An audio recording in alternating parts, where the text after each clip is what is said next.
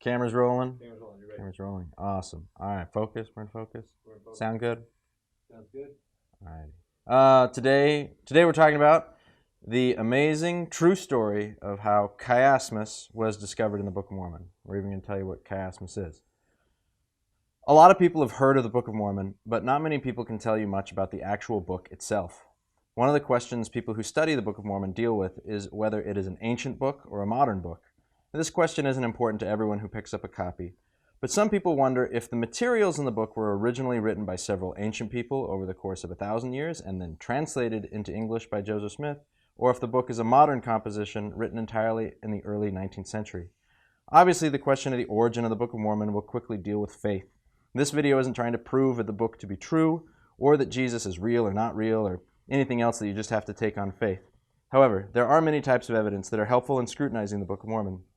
These evidences come from various academic disciplines, and some deal with historical, social, philosophical, or literary information internal or external to the text of the Book of Mormon. One of the most interesting of those types of evidence comes from a style of language composition, the way words are constructed. The style was first discovered in the Book of Mormon by a 20-year-old full-time missionary in Germany in 1967. It's a good story. The style is called Chiasmus. So quickly to back up, if you haven't heard of Chiasmus, let me explain.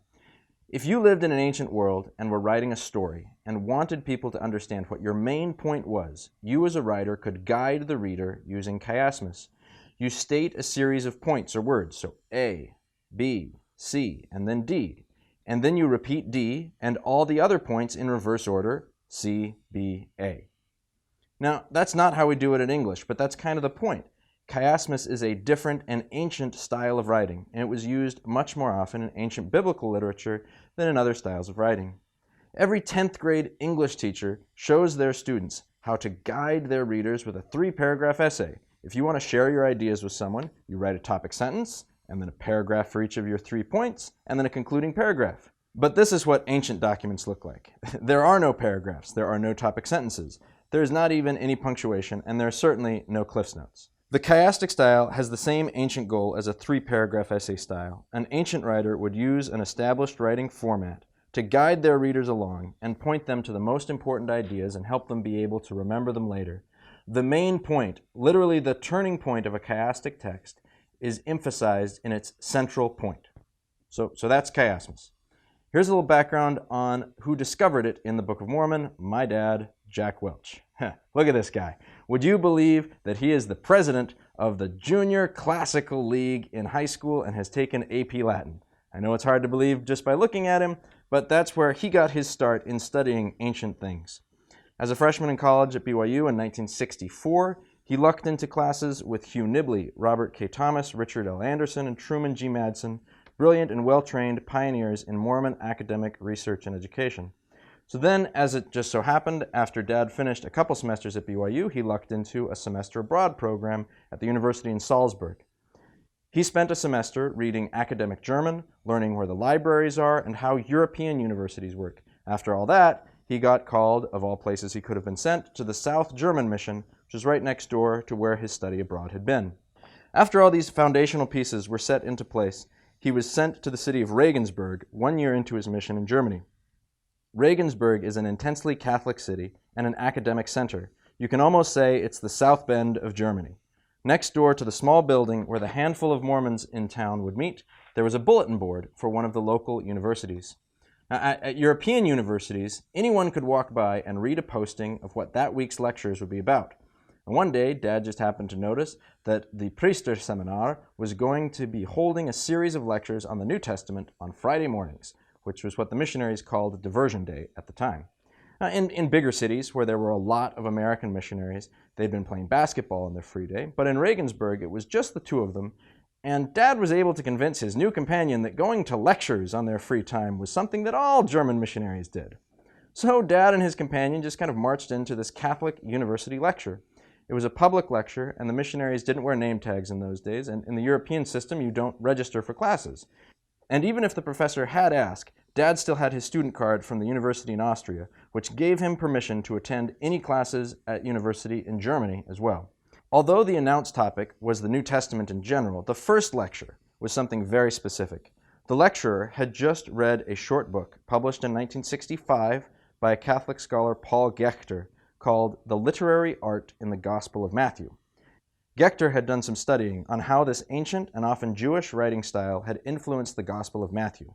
After the lecture, Dad walked over to the bookstore and was able to buy the paper Gechter had written. Dad initially had no thoughts about how this could apply to the Book of Mormon.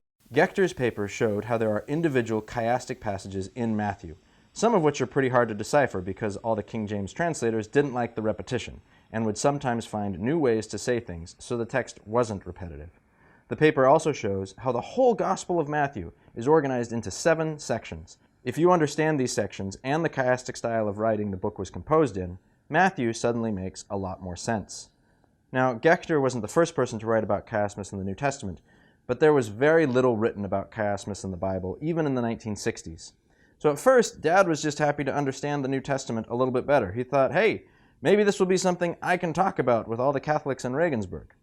But then, 10 days after the lecture, Dad woke up at 4 in the morning on August 16th, 1967, with a very clear set of words in his head.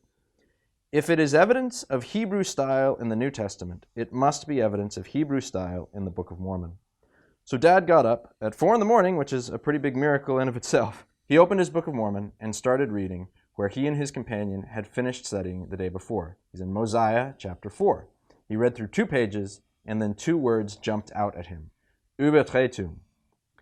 Now, these 2 words aren't hard to spot since it's 11 letters long, and also since the German typesetting dropped them directly on top of each other. Now, this is terrible typesetting if you work in book publishing. It's called a stack. But it's a massive German word, and it couldn't go anywhere else. But here King Benjamin says that whosoever shall not take upon him the name of Christ must be called by some other name and is on the left hand of God. So remember the name that I give you, that should never be blotted out except it be through transgression. Take heed that you do not transgress, that the name not be blotted out of your heart. So remember and retain the name, that you're not on the left hand of God, and know the voice by which ye are called, and the name that he shall call you. Not only did the German typesetting make it easier to discover, but the German translation uses the exact same word twice, while the English translation is transgress and transgression. So there it was, an ancient linguistic writing style in the Book of Mormon. So 2 days later, Dad wrote home, "I'm excited about a new discovery." Now at first, Dad didn't really know even if it was a new idea. Had Nibley or others already written about it? Did it date back to Isaiah or Jeremiah? Was it Egyptian? Was it Hebrew? He had no idea. All Dad knew was that he'd heard the New Testament lecture and read it in Gechter's paper. He wasn't able to study very much as a missionary, but Dad was able to send away for a copy of a book written in 1942 called Chiasmus in the New Testament, and he was able to meet Gechter in Austria on the way home from his mission in 1968. Gechter was pleased someone had taken his work seriously and learned something from it. He blessed him. He said, "Young man, I think you have a life's work." Gechter passed away shortly after. Not only all of that, but years later, looking at his old missionary appointment book, Dad realized that August 16th was the exact midpoint day of his 2-year missionary time in Germany. So Dad gets home from California and is already connected to some of the academics at BYU. He studied carefully the book about Chiasmus in the New Testament by Niels Lund, and his first night back in Utah, he went to pay a surprise visit to Hugh Nibley, his freshman Book of Mormon professor, and ends up doing a graduate thesis under Nibley. Dad published a landmark article in the University Journal BYU Studies in 1969, and then while he was studying at Oxford, he published a popular version of his discoveries in the church magazine The New Era in 1972. Since then, there's been a lot more study and papers and books, but that is how it was first discovered. So what does it mean? Like I said, Chiasmus isn't going to convince anyone against their will that Jesus is real or that Joseph Smith saw God. However, Chiasmus existing in the Book of Mormon is evidence that the book is an ancient one and not a 19th century one. Mark Twain famously said that the Book of Mormon was chloroform in print. He dismissed it, and I don't really mind his critique. Mark Twain loved the English language, and the fact that he finds the English composition of the Book of Mormon to be repetitive and boring makes a little more sense if the Book of Mormon wasn't originally written in English anyway. It's bad English because in that sense it's not English. The ancient and Hebraic writing style is some of the best evidence out there to suggest the Book of Mormon was indeed written in an ancient language and then translated into what we have today. And now you know the true story of how it was discovered, because one 20-year-old kid that decided to go to an extra lecture on the New Testament at a Catholic seminary in his free time.